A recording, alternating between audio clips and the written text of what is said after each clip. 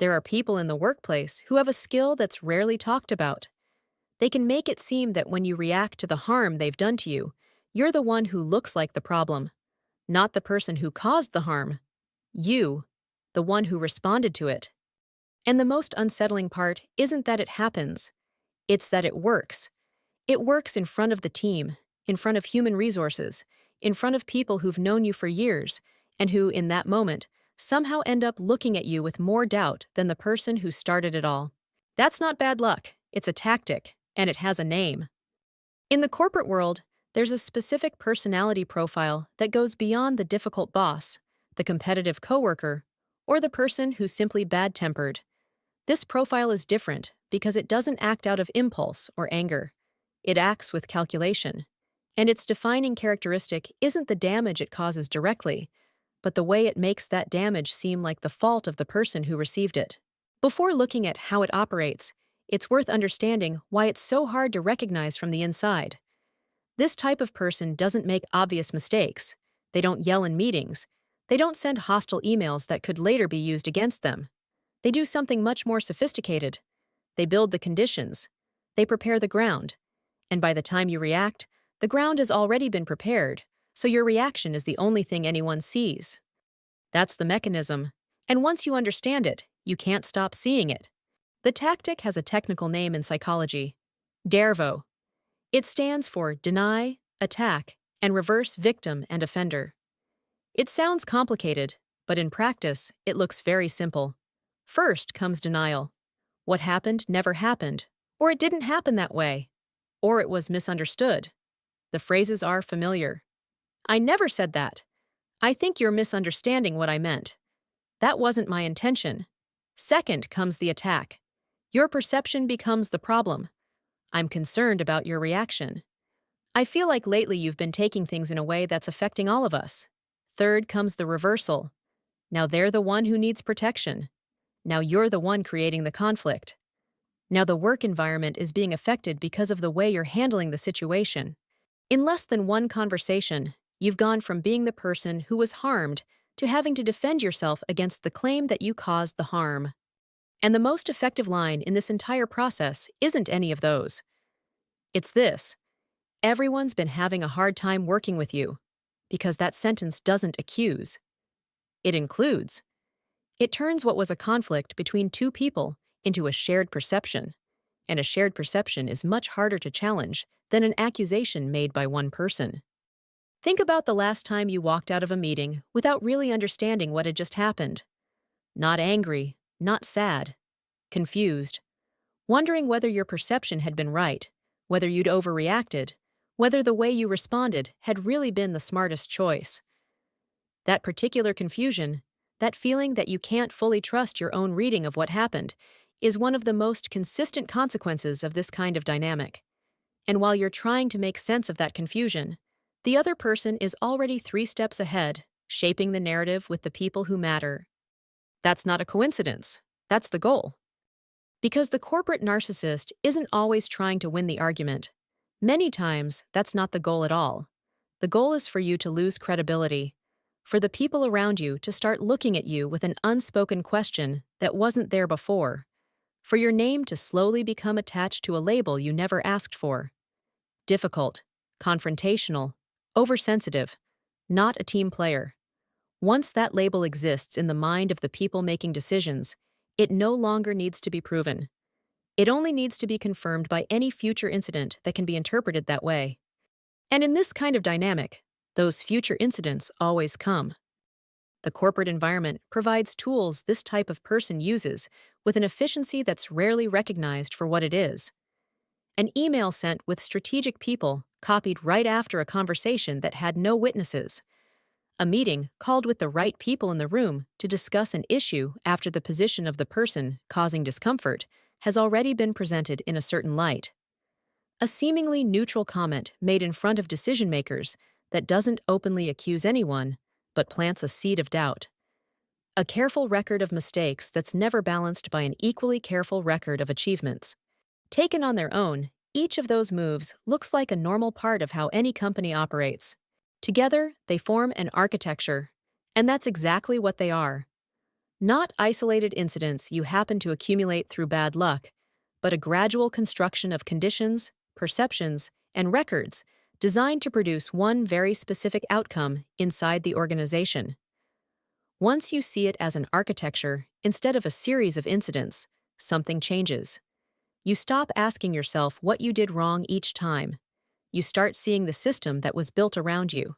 And that difference, between blaming yourself for individual episodes and recognizing the pattern, is what separates the people who leave this dynamic with clarity from those who walk away believing they're responsible for something they never built.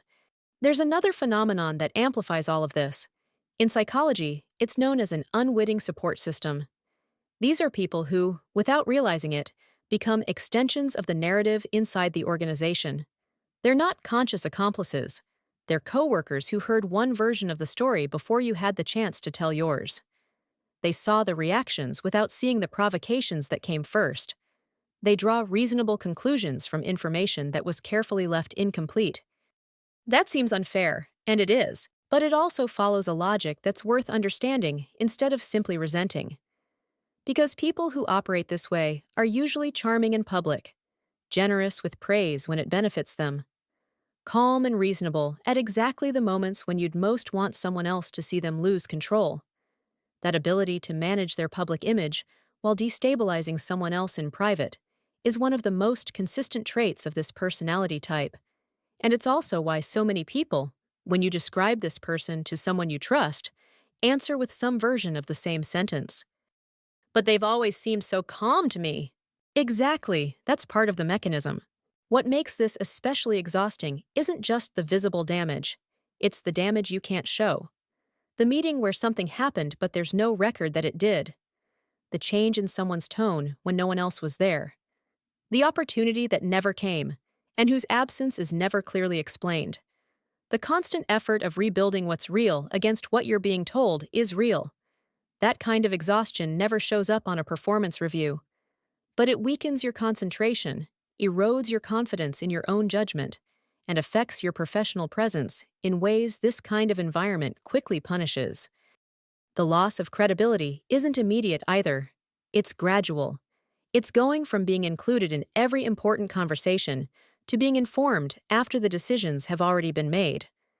It's the change in the tone of emails from someone who used to copy you on everything. It's the meeting you weren't invited to, and the fact that no one has a clear explanation when you ask why. Each of those moves can be explained on its own. Together, they form a pattern of political marginalization that's very difficult to describe without sounding exaggerated. And that difficulty is part of what makes it so effective. There's something else that happens during this process that's rarely mentioned. The person living through this dynamic starts changing their own behavior to avoid future confrontations. They speak less in meetings where they once spoke with confidence. They read their emails twice before sending them. They stop suggesting ideas they would have shared without thinking twice. They become more cautious, smaller, quieter. And that silence, that gradual reduction in their presence, ends up being interpreted by everyone around them as proof that something really was wrong. The system records the withdrawal, not what caused it. And then the narrative keeps itself alive without anyone having to do anything else. So what do you do once you recognize the pattern? The first step is separating your emotional reaction from your strategic response. Being right isn't enough in this context. Someone who becomes emotionally unregulated during a meeting, even when they're completely right, is giving the opposing narrative exactly what it needs to survive. That doesn't mean never reacting. It means choosing when to react, how to react, and who should be there when you do. The second step is documenting everything with precision, not drama. Respond in writing instead of relying on verbal conversations that can later be denied. Keep records of decisions that were made, commitments that were agreed to, and instructions that were given. Not out of paranoia, but out of clarity. There's a difference between someone who documents because they trust the process and someone who documents because they've learned that, without a record, the version that prevails isn't always the true one. The third step is understanding that not every system is willing to correct this. There are organizations where this type of person has spent years building political capital, where their alliances are deeply rooted, and where challenging their version of events carries a cost few people inside the system are willing to pay. In those cases, the question isn't how to win inside the system. The question is how much it costs to keep playing the game. The problem with this kind of dynamic isn't just the damage it causes, it's that many organizations, without meaning to, create conditions where that damage is hard to prove, costly to point out, and easy to redirect toward the person who's actually experiencing it. Recognizing the pattern is the first step. Quietly documenting it is the second. Knowing when an environment can no longer change is the third. None of those steps erases what has already happened, but all of them reduce what can still happen. And there's a real difference between leaving a situation like this without understanding what happened and leaving it with enough clarity not to repeat it. That clarity is the one advantage this kind of dynamic can never take away once you have it. The rules no one ever explains out loud inside a company are often the ones you need to understand the most.